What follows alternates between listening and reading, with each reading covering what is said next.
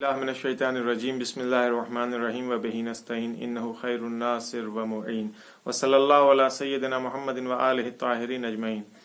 अज़ीज़ान मोहतरम सामीन व नाज़रीन अजीज़, कभी हमने ये सोचा है कि हमारा कोई अमल, हमारा कोई काम अइम्मे अत्हार अहले बैत अत्हार अलैहिस्सलातु वस्सलाम को नाराज़ और नाराहत ही नहीं बल्कि उनको हमारे अमल से आज़ार व अज़ियत भी पहुँचती है। ऐसा कभी हमने सोचा है कि हमारे कुछ काम ऐसे होते हैं जिसकी वजह से अइम्मे अत्हार इमामान मासूम अलैहिस्सलातु वस्सलाम उनको अज़ियत पहुँचती है, आज़ार पहुँचता है हमारे काम से। अलबत्ता इब्तिदा में ही ये बात ज़रूरी है कि कह दूँ कि मुमकिन है कि दानिस्ता या नादानिस्ता यानी न जानते हुए हमसे शायद कुछ काम ऐसे सरदर्द हो जाते हों जिसकी वजह से इमाम अलैहिस्सलातु वस्सलाम, तमाम इमाम अलैहिस्सलातु वस्सलाम ये हमसे नाराज़ होते हों या उनका दिल हमसे दुखी होता हो। खुदा हमें उन दिनों से, हम तमाम लोगों को उस दिन से, उस वक्त से महफूज रखे कि हम इस बात का सबब बने कि हमारा इमाम, हमारे मासूमीन अलैहिस्सलातु वस्सलाम हमारी वजह से उनको किसी तरह की कोई आज़ार व अज़ियत पहुँचे। आज जिस सिलसिले में गुफ्तगू करनी है वो यही है कि हमारे वो कौन से अमाल हैं जिसकी वजह से इमाम अलैहिस्सलातु वस्सलाम को अज़ियत पहुँचती है, चाहे वो हमारे वक्त का इमाम हो या हमारे 11 इमाम पहले के। अलबत्ता 2 उसमें और मासूमीन का इजाफा कीजिए। पूरी बात हमारी 14 मासूमीन अलैहिस्सलातु वस्सलाम के सिलसिले में है। इस सिलसिले में जो पहली चीज़ आज आपकी खिदमत में अर्ज करना है वो यह है कि अगर हम किसी भी, गौर से सुनिएगा, अगर हम किसी भी मोमिन की तहकीर करते हैं, सिर्फ मोमिन ही नहीं बल्कि और वसी करें इस दायरे को, अगर हम किसी भी इंसान की तहकीर करते हैं, उसको जलील समझते हैं, उसको पस्त अगर समझते हैं, तो ये वो चीज़ है जिसकी वजह से इमाम अलैहिस्सलातु वस्सलाम की तौहीन होती है, इमाम का दिल दुखी होता है। बात शायद बहुत वाज़ेह ना हुई हो, फिर से दोहराऊं इस बात को कि हमारे किसी भी इंसान को मामूली समझना, उसको जलील समझना, उसको हकीर समझना, ये बाइस होता है इस बात की कि इमाम अलैहिस्सलातु वस्सलाम को अज़ियत पहुँचती, आज़ार पहुँचता है। अल्लाह हम तमाम लोगों को महफूज रखे इस तरह के काम से। लिहाजा एक वो जगह जहाँ पे अहले बैत अत्हार का दिल दुखी होता है हमसे, वो लोगों की तहकीर है, मोमिनीन की तहकीर है, उनको मामूली समझना है। इस सिलसिले में 2 शाहिद मिसाल आपकी खिदमत में पेश करूंगा, दोनों इमाम सादिक अलैहिस्सलातु वस्सलाम से मरबूत है। एक शख्स आता है इमाम सादिक अलैहिस्सलातु वस्सलाम की खिदमत में। इमाम अलैहिस्सलातु वस्सलाम जब जैसे उसको देखते हैं, इमाम ने फ्री हैंड, स्ट्रेट फॉरवर्ड जिसे कहिए, फौरन के फौरन इमाम ने उससे सवाल किया कि तुम क्यों हमें अजियत पहुंचाते हो। सुन करके ये एकदम हक्का बक्का रह गया, मौला आप ये क्या कह रहे हैं, मैं आपको अजियत पहुंचाता हूं? मैं आपका चाहने वाला हूं, मैं आपका शिया हूं, ऐसा कैसे हो सकता है कि मैं आपको अजियत पहुंचाऊं? इमाम अलैहिस्सलातु वस्सलाम ने फरमाया कि जब तुम जोहफा मक्के में एक मिकात है जहां से लोग हज के लिए एहराम बांधते हैं, तो इमाम ने फरमाया कि जब जोहफा में तुम मौजूद थे और कोई रास्ते में किसी ने तुमसे कहा था कि मुझे अपने मरकब पे, अपनी सवारी पर सवार कर लो, मुझे भी अपने साथ लेते चलो, तो तुमने उसकी तरफ तवज्जो नहीं किया था, बिल्कुल भी वैसे नेगलेक्ट करके, उसको हकीर समझ करके तुमने अपने निगाह फेर करके, मुंह फेर करके तुम चले गए थे। कोई, यानी आप देखिए ये कौन सी, यानी वाकई मामूली सी बात है जो हमारी आज की जिंदगी में भी होती है। हम मोटरसाइकिल के ऊपर हैं, कार के ऊपर हैं, गाड़ी में हैं, अपनी गुजर रहे हैं, बहुत सारे लोग खड़े हैं ना, अगर हम किसी को बैठा लेंगे, सवार कर लेंगे तो क्या हो जाएगा, लेकिन नहीं, हम नेग्लेक्ट करके गुजर जाते हैं। तो हमसे क्या मतलब है, सब दुनिया का हमने ठेका ले रखा है। ये एक फिक्र है जो आमतौर से सबके जहन में आती है। तो इमाम फरमाते हैं कि तुमने उसको नेग्लेक्ट किया और उसके पास से तुम गुजर गए। फिर फरमाते हैं मगर तुमको नहीं मालूम है, मन इस्तखफ़्फ़ा बिमुअमिनिन फी नस्तखफ़्फ़ा, जिसने किसी मोमिन को सुबक समझा, जलील समझा, हकीर समझा, गोया उसने मुझे हकीर समझा है, उसने मुझे सबक समझा है। यानी इमाम का दिल दुख रहा है इस बात से। ये किसके लिए है? मोमिन के लिए। मैंने कहा था मोमिनीन, और जब इसका दायरा वसी करेंगे तो इमाम फरमाते हैं तमाम लोगों के लिए। अब दूसरी बात सुनिए इसी के मुकाबिल में, ایک شخص تھا جس کی امام میں صادق علیہ الصلوۃ والسلام سے 20 سال، 1-2 سال کی نہیں 20 سال کی دوستی تھی. لفظ دوستی روایات میں موجود ہے.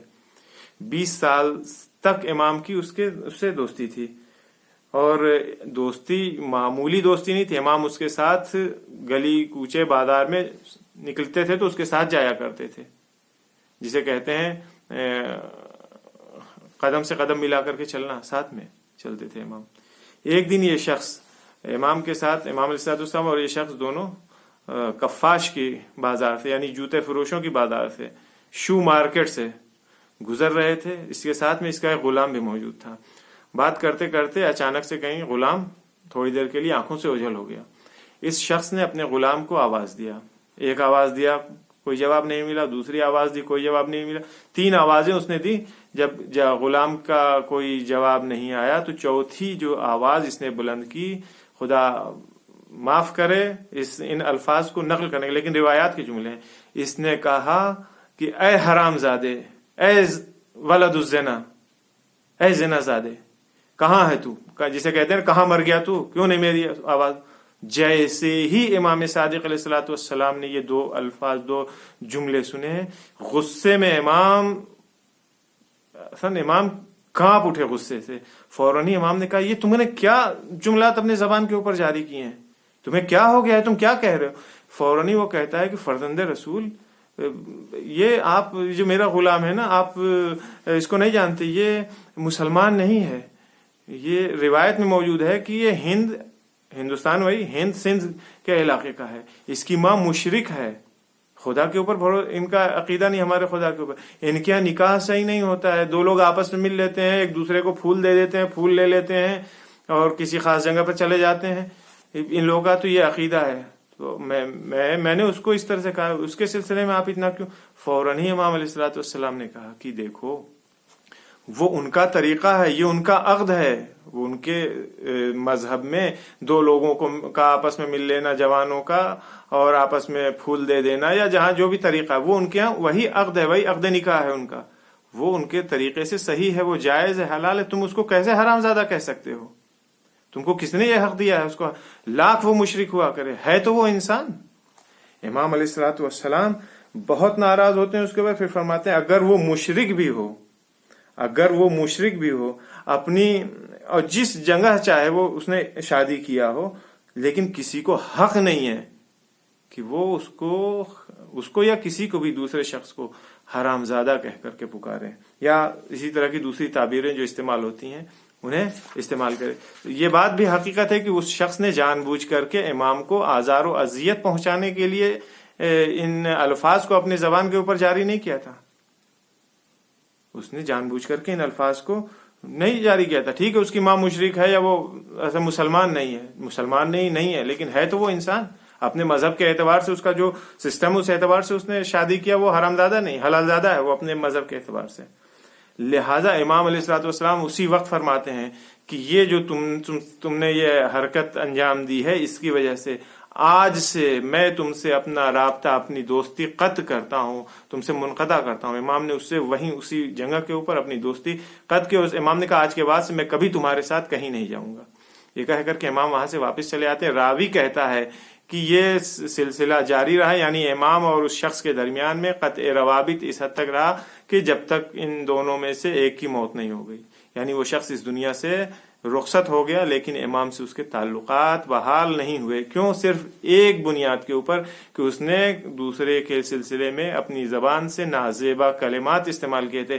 آج ہم بھی اپنے معاشرے میں، اپنے سماج میں، حتیٰ اپنے گھر میں، بڑے افسوس کے ساتھ کہنا پڑتا ہے، اپنے گھروں میں اپنے آل عیال، اپنی اولادوں کے لیے، اپنے عزیزدار رشتہ دار کے لیے یہ معمولی سا لفظ ہو گیا ہے جسے ہم آرام سے اپنے گھر میں کسی کے اوپر یا سماج میں، محلے میں ملنے جلنے والے کسی کے لیے بھی استعمال کر دیتے ہیں. یہ حق ہمیں کسی نے نہیں دیا ہے. جب ہمیں یہ حق نہیں ہے کہ ہم غیر مسلم، جسے مشرک کہہ رہے ہیں، روایت میں موجود، جب مشرک کے لیے ہمیں حق نہیں ہے کہ ہم اسے نازیبا کلمات سے خطاب کریں، برے الفاظ سے اس کو خطاب کریں، ہم کیسے اپنی زبانوں کو اجازت دیتے ہیں کہ وہ گالیاں، برے الفاظ، کبھی کبھی تو فحش، مادرزاد فحش ہم بکتے ہیں. ہماری یہ اعمال یقیناً اور قطعاً اس بات کا سبب بنتے ہیں کہ ہمارا امام ہم سے ناراض ہوگا، اس سے ہمارے اس عمل سے اس کو اذیت اور آزار پہنچے گا۔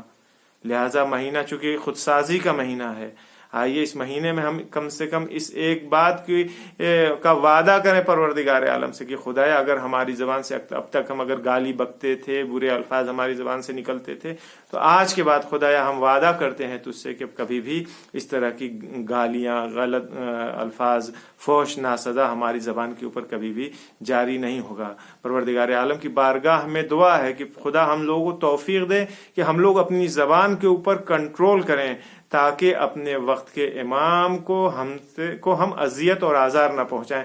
ہمارا کوئی عمل ایسا نہ ہو جس سے ہمارا امام کا دل رنجیدہ ہو اور وہ دکھی ہو۔ ہمارے اعمال ایسے ہونے چاہیے کہ جب امام ہمارے اعمال کو دیکھے تو اس کے لبوں کے اوپر تبسم آ جائے، پھر وہ فخر سے کہہ سکے کہ یہ میرا چاہنے والا ہے، یہ میرا شیعہ ہے۔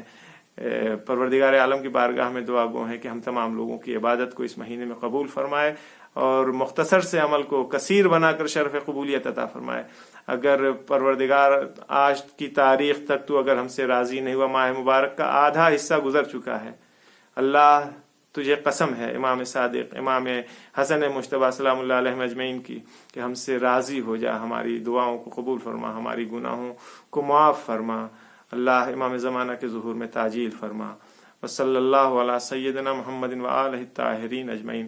کمنٹس اگر گفتگو کے سلسلے میں ہوں تو ضرور کیجیے گا، اس کے ہم منتظر ہیں۔